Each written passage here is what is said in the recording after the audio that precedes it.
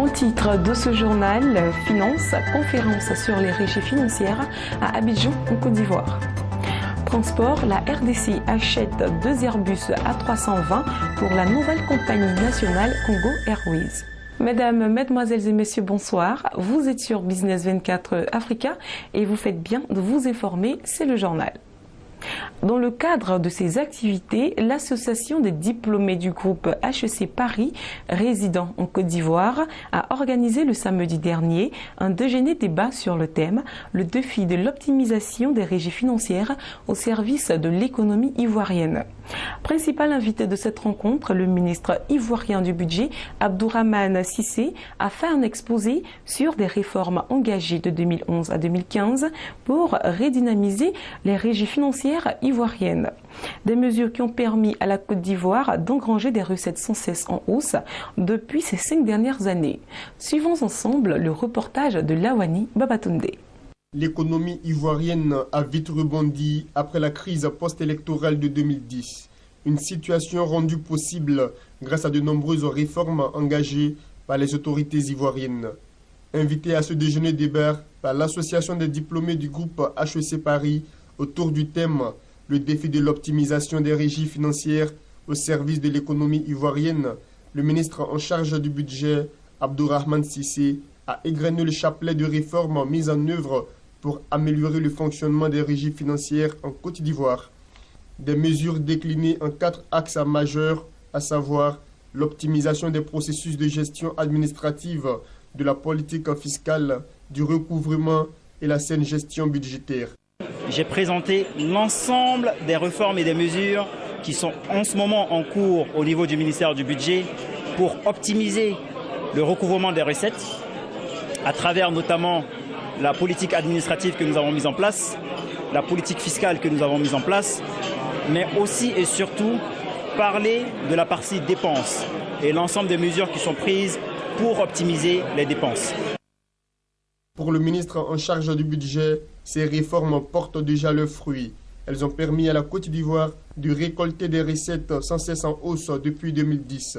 Et de janvier 2015 à fin mai dernier, les objectifs de recettes pour cette année ont déjà connu une augmentation d'environ 35 milliards de francs CFA.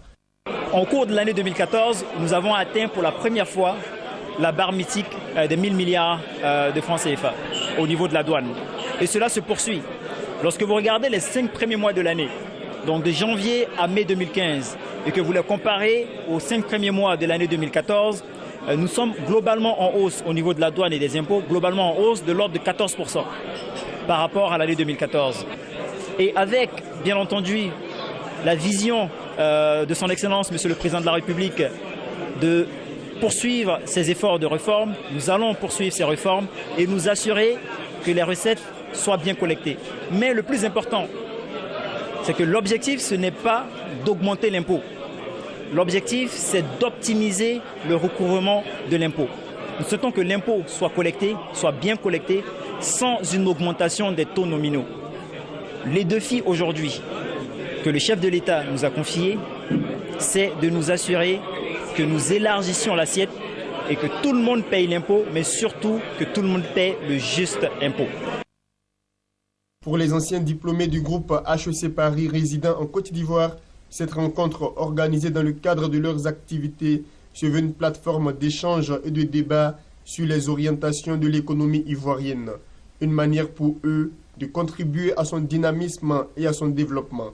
L'idée en fait donc des anciens diplômés de cette école-là, c'est de contribuer au développement économique donc de la Côte d'Ivoire.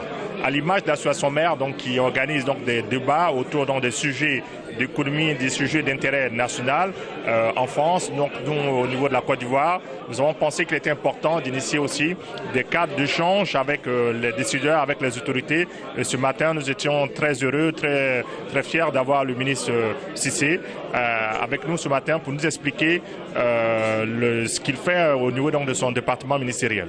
Donc nous pensons qu'il faut continuellement un échange entre le secteur privé, entre les opérateurs économiques et ceux qui décident, pour qu'en fait les décisions qui sont prises, qui sortiront donc de ces échanges, soient profitables pour l'économie ivoirienne. La régie financière constitue aujourd'hui le pilier en matière de mobilisation des ressources en Côte d'Ivoire, d'où les nombreux efforts des autorités ivoiriennes pour améliorer son fonctionnement et le rendre plus dynamique.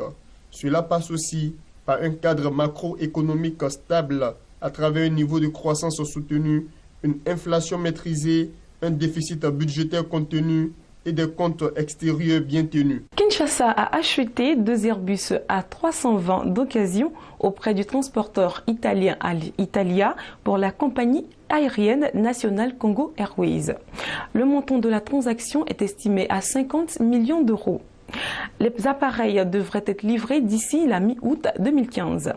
Dans un entretien à l'AFP en avril dernier, le Premier ministre congolais Augustin Matata Ponyo avait annoncé que la RDC était intéressée par l'acquisition de 2 appareils moyen courrier A320 en crédit-bail pour sa nouvelle compagnie aérienne publique. Le fait d'avoir finalement opté pour un véritable achat plutôt que pour la location est un gage de crédibilité donné par l'État congolais et Congo Airways. Le tout premier Airbus arrivera au mois de juillet 2015 et le deuxième arrivera en début août 2015. Le vol inaugural de la compagnie devrait avoir lieu au mois d'août. C'est sur cette information que ce journal prend fin.